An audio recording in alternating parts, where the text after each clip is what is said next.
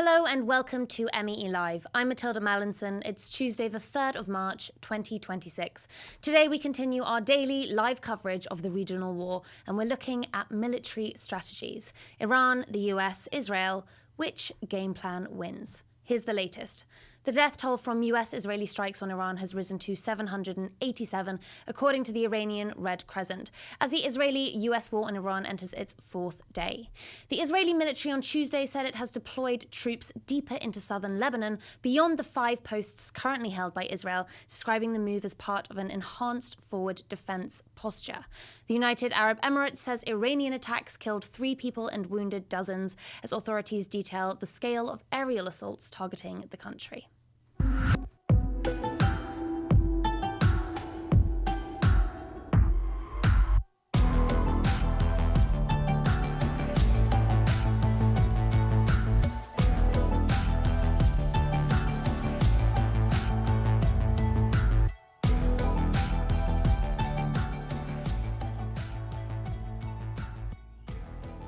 Here's a summary of everything you need to know about the war in Iran so far.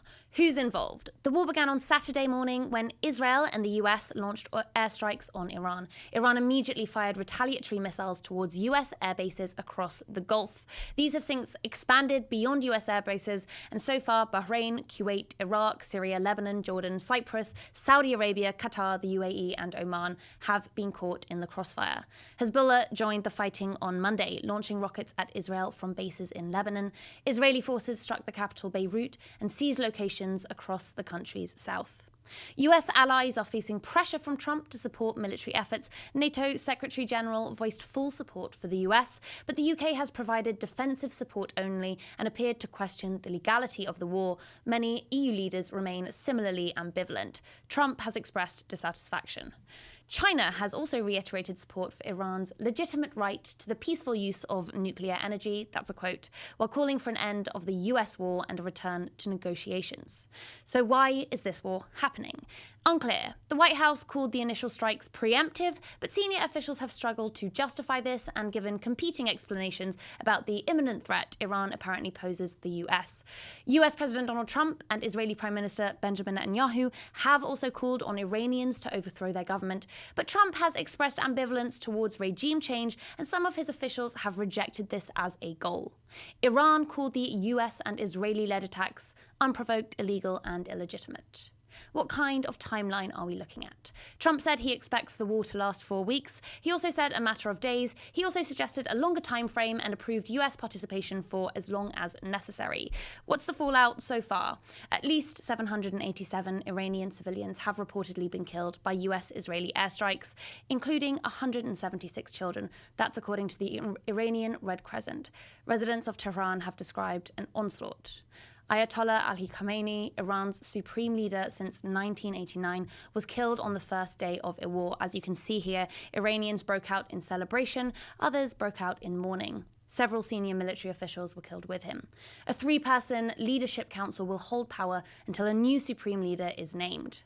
At least 11 Israeli civilians have been killed. Lebanese officials say dozens have been killed or injured.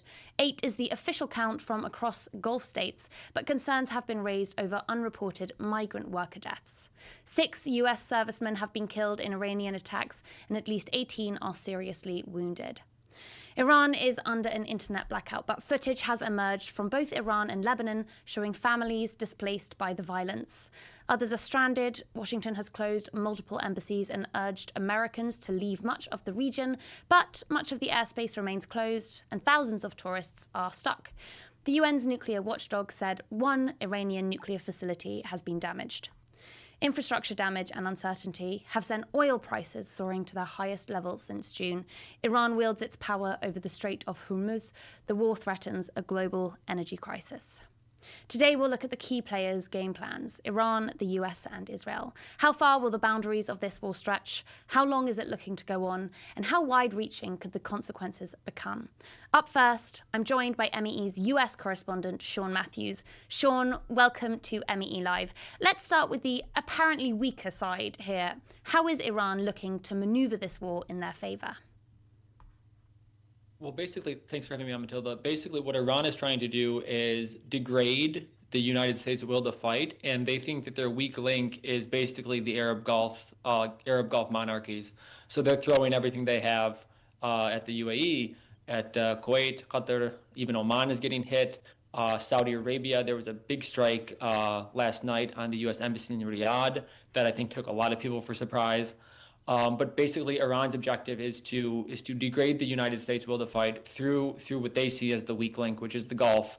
They're also hitting key energy infrastructure. So just today, Fujairah was hit. That's not only a port in the UAE that's used to export oil, seaborne crude, but it's also a key link in a pipeline that could avoid the Strait of Hormuz. Yesterday, senior advisor to the IRGC said that Iran was closing the Strait of Hormuz. The insurance companies have already canceled coverage for vessels going through there. So Iran is trying to hit the global economy through energy prices, and they're trying to hit the Gulf states basically to discourage, to kind of weaken the will to fight of the U.S., hoping that the Gulf states will lobby Trump clearly about stopping his attack. Yeah, and I guess that lobbying has begun. So is it working? Is America feeling the pressure? Are the Gulf states struggling to hold out, or is the US willing and able to come to their aid? Well, I think we have to be careful with the Gulf states because this is what Iran wants, right? I mean, they see the Gulf as the weak link, but for the Gulf, it's a lot more nuanced than that. The Gulf has been hit really bad, especially Qatar, Bahrain, UAE. These are countries that really prize themselves as kind of being bastions of stability. So there is a strand of thinking within the Gulf now that the Gulfies have to join this offensive and potentially underscore, draw a red line with Iran because they have been hit so bad. I think the statements out of Qatar yesterday really surprised a lot of people. The Qatari spokesman was kind of, taking a very forward position, and I think that kind of statement that we saw from the Qataris took a lot of people by surprise. So it's not very clear that there's some reporting out there that the Gulf states, they're not comfortable with a ceasefire or a truce right now. Again, I don't think that they encouraged Trump on this attack. They were trying to prevent it. But at this stage, the problem the Gulf faces is that having seen their aura of invincibility tarnished, what do? Do they kind of come in on the side of the U.S. and join this offensive, or do they lobby for an end to the conflict? And again, it's not clear exactly whether, even if they want an end to this conflict, whether they could, sway Trump when he has Benjamin Netanyahu, egging him onwards.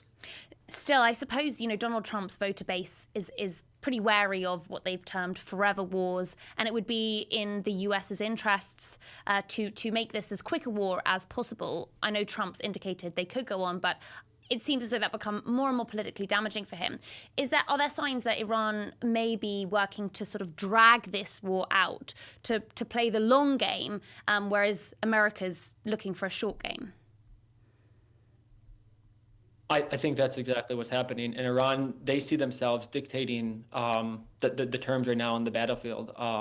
It's a war of attrition basically between the U.S. and Iran. And again, it's not the U.S. mainland that is facing the brunt of the Iranian assaults. It is the Arabian Gulf. But it's very much a war of attrition. And we did a piece yesterday, Matilda, from very good sourcing about kind of the problem facing the Gulf states with their interceptor shortage. These are things like, Patriot interceptors, THAAD interceptors that they need to shoot down Iranian ballistic missiles. But also, the Gulf states have been using Patriot interceptors to shoot down, really cheap Shahid drones. And what we were told from multiple sources is that the U.S. is basically stonewalling, requests, inquiries from the Arabian Gulf to refill those interceptors.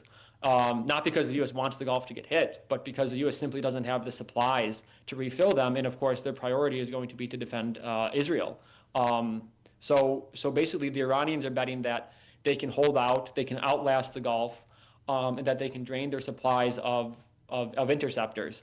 Because if those supplies run out, basically the entire Arabian Gulf coastline is going to be open to Iran's Shahid drones. They wouldn't even need ballistic missiles. And I think that is the Iranian strategy exactly, to drag this war out, deprive Trump of a quick victory, which I think Iran has already achieved at this stage. Trump did not get his quick victory. There is no real push that we're seeing in the streets of Iran to topple the government. There have been some reporting out there that Trump is trying to work with ethnic and minorities to get under the Iranian government's skin. He had a call with Kurdish officials in the wider Middle East. But yeah, the Iranians are betting that they can outlast the U.S. for sure. Shouldn't the U.S. have anticipated that this was going to be Iran's game plan? I mean, what can we tell about the U.S.'s strategy in the face of this approach by Iran? Well, Matilda, I think this is the ironic thing for journalists, for diplomats, for just interested watchers, is that in one way, it's a lot easier to discern what Iran's strategy is at this stage than it is the United States. It's really not clear what the U.S. is trying to achieve at this stage. Trump has, as you were saying earlier, he's floated with regime change, then he backed off the idea of regime change. Then there are reports that he's looking for Iranian opposition groups and Kurdish groups to potentially enter the fray, potentially foment civil unrest in Iran. But the U.S. game plan is not clear. And I think one of the statements that really stood out to me yesterday was a report that I saw where Trump was telling journalists that he was surprised by the response that we saw from Iran targeting the Arabian Gulf. I mean, I think, I spoke with 2 Gulf diplomats. I've been in touch with a lot of sources in the Gulf. And that just really threw people for a loop because, the Gulf states, Saudi Arabia, Qatar, Bahrain, especially Oman, they were warning the U.S. for a year now, since June 2025, that, a massive strike on Iran would lead to, serious repercussions against the Gulf with drone and missile attacks. Not only that, but the Iranians warned about that publicly. So, Trump saying that he was surprised by how much the Gulf has just gotten smashed by these Iranian attacks, I think really underscores for a lot of people the lack of a clear U.S. strategy here, and not thinking this out very deeply at all. Is it a ridiculous thing to say, hey, is this all just one big distraction from the Epstein files? Matilda, there's a lot of reasons why someone would go to war, and I am, I am not, it's very difficult. It's a dangerous game trying to get into Trump's head. But I think that, for sure, that is one argument, that a lot of people are making, is that he wanted a distraction. But, I guess the counterpoint to that would be, I guess he thought that he could pull off a very quick regime change. He was very emboldened by Venezuela. A lot of the analysts were saying that he saw that as a victory. And he thought he could replicate that in Iran. But again, even the most basic analysis from U.S. intelligence agencies, from the State Department, would be that Iran is not Venezuela. This is what all the analysis was saying, that you could not implicate regime change in Iran the same way that he did it with Maduro, right? This is an Islamic republic, there's deep institutions. It's very much tied, to religion. It's not like you take out Maduro, and then you can find a Delcy Rodriguez, kind of a puppet to replace the ruler. So it's really, really confusing to a lot of people how Trump fell for this, this conflict. And it seems to be just hubris, honestly, from the U.S. president. Sean Matthews, thank you so much for joining us on MEE Live. And now, before we shoot to our next guest, where we'll be looking closely at Israel, I just have a couple of clips from the Trump administration that demonstrates that point. Maybe we'll just, for the sake of time, play our Marco Rubio clip. But this is relevant, I think, particularly for this discussion, because when Trump made his statement about the strikes on Iran on Saturday, he said that this war was being fought in defense of the American people. We have also, as Sean mentioned, had strong messages that this war will, liberate Iranians, as being fought for the sake of Iranians to rise up against an autocratic government. However, U.S. Secretary of State Marco Rubio implied that America's call for going to war was not necessarily made for the American people, nor for the Iranian people. Instead, he indicated that the U.S. was all but forced to act by Israel. We knew that there was going to be an Israeli action. We knew that that would precipitate an attack against American forces. And we knew that if we didn't preemptively go after them before they launched those attacks, we would suffer higher casualties. So is Israel the driving force behind this war? If so, why? And what is their game plan? I'm joined now by Alon Pinkas, Israeli diplomat and author. Alon, thank you so much for joining us today. Israeli Prime Minister Benjamin Netanyahu has tried for decades to get successive US presidents to join him in attacking Iran. For him, this has been a plan a long time in the making. So is Israel ready for what's coming? And what can we expect of Israel's strategy in the war? Well, I don't know that there is a strategy, and you're absolutely right, Matilda, that Mr. Netanyahu has for decades tried to prod, convince, swindle, con, manipulate, and dupe American presidents into action. By the way, he also changes his mind. He he was pressuring then President Barack Obama to sign a deal with Iran, only to object vociferously to the deal once the deal was agreed to in 2015. He, in fact, went behind the president's back and spoke to Congress in March of 2015 against the deal.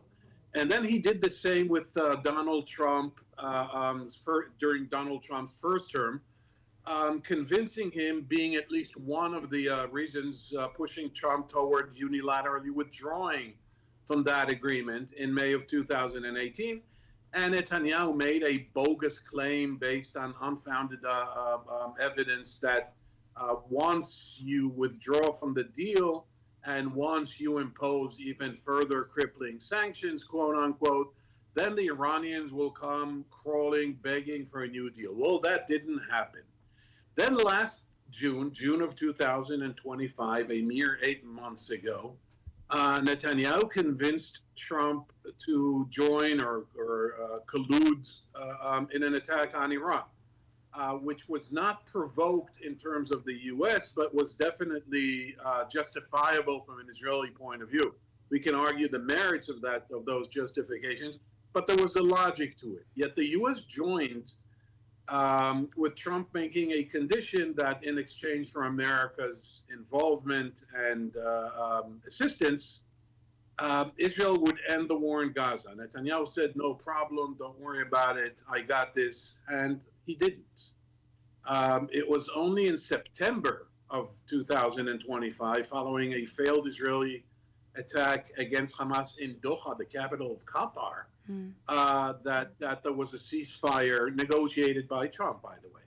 And here we are, fast forward into February, late February, early March 2026.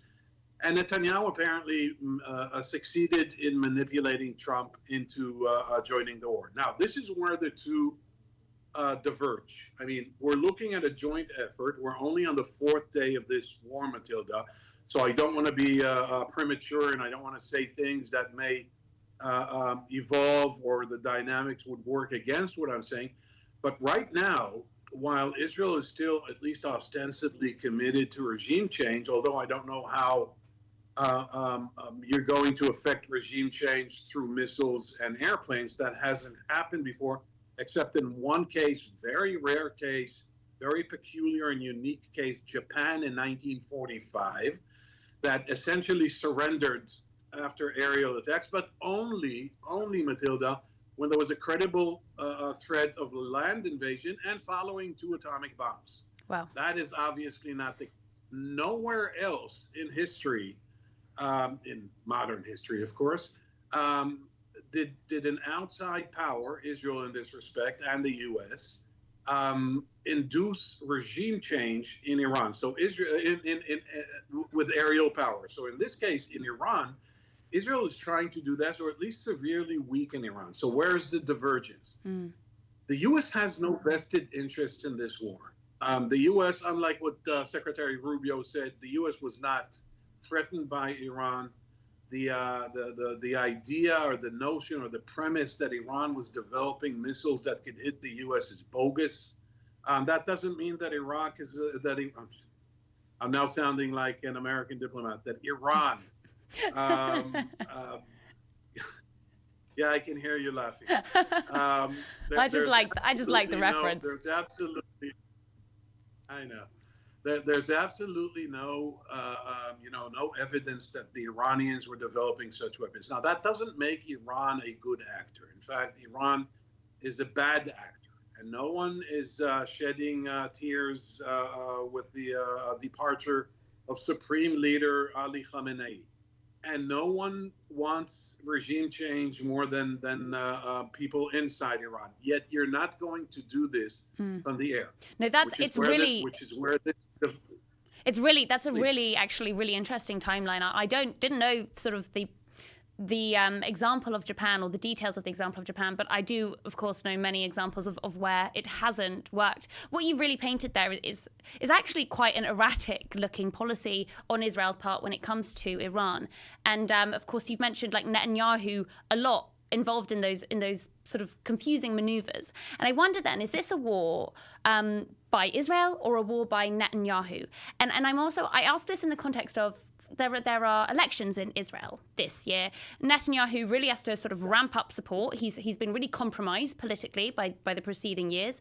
During the Gaza war, the genocidal war on Gaza by Israel, we were told many times by commentators that this was a sort of essential war for Netanyahu's well-being politically, that he was prolonging the war was in his interest. And I wonder, is that the case with Iran as well? What do you think?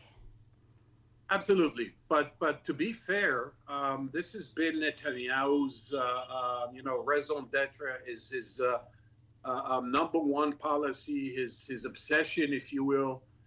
Even before he got into political and legal trouble. So in his defense, quote unquote, you could say that he's consistent about. He may be wrong. I mean, we can argue about that. He may be wrong in his perception of Iran, and it goes to a philosophical understanding of Jewish history. We don't have time to go into that, but he's a very gloomy, pessimistic, darkish personality politically, Mr. Netanyahu, that is. And he actually believes that what he calls Islamofascism is the next threat, existential threat to Jewish civilization and the state of Israel. Now, I think he's wrong, but there is merit and logic to what he's saying on this interpretation. But back to your initial question or remark. Look, what we have here is a very unique case of two wag the dogs. I mean, a double wag the dog. There is Trump that wants to deflect from the Epstein files, the Supreme Court decision on tariffs, and his poll standing, and the upcoming midterm elections, plural, for Congress in November. And then there's Mr. Netanyahu, who has his own legal problems. He's standing trial for 3 counts of corruption, bribery, obstruction of justice, and so on, and also faces, as you correctly pointed out, an election. But there's something even more important or dominant here. Mr. Netanyahu is responsible for the worst debacle and catastrophe in Israeli history. That is the 7th of October, 2023. This is a guy who boasted that he's Mr. Terrorism, that he's Mr. War on Terrorism, that he's Mr. Security, that under his watch you don't see Israel compromising and incurring terrorism because he's strong and he projects power.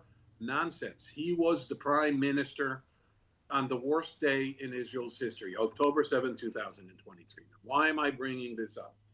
Because turning that catastrophe, turning that calamity into some kind of a strategic triumph, hey, look at me, I've just remodeled the Middle East, I've just altered the landscape of the Middle East, I've just improved Israel's geopolitical standing, exponentially.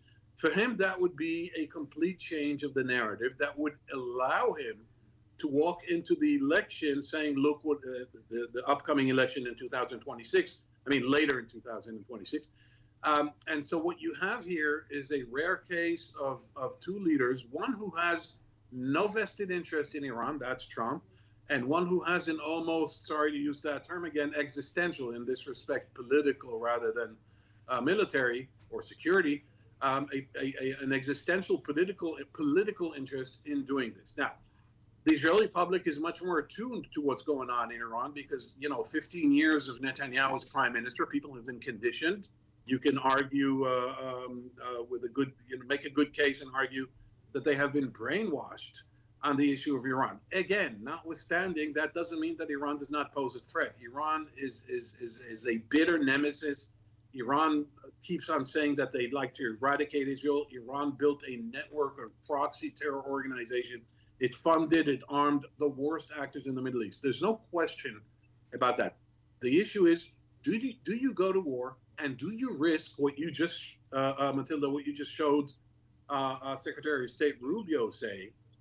Do you risk the wrath of Americans saying Israel dragged us into a war which we vowed, we MAGA Republicans, we Trumpists, we vowed we would never go in again, and Democrats who are I'm sorry, who are already suspicious of Israel since the war in Gaza. So in that respect, I see the strategy here diverging because the main issue here is the duration of the war. You alluded to it in your previous conversation with Sean, although that was specific about the Gulf states being, can they sustain this in terms of the availability of munitions and their staying power?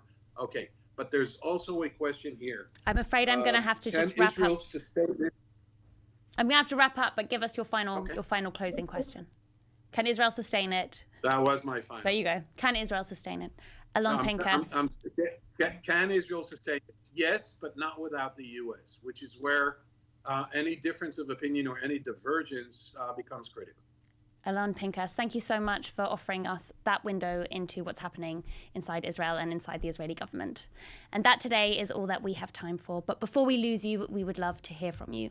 Please send in your thoughts and questions to @MiddleEastEye on any social platform or email meelive@middleeasteye.net. We'll be here at 5 p.m. GMT, noon in New York, every Tuesday and Thursday. See you then.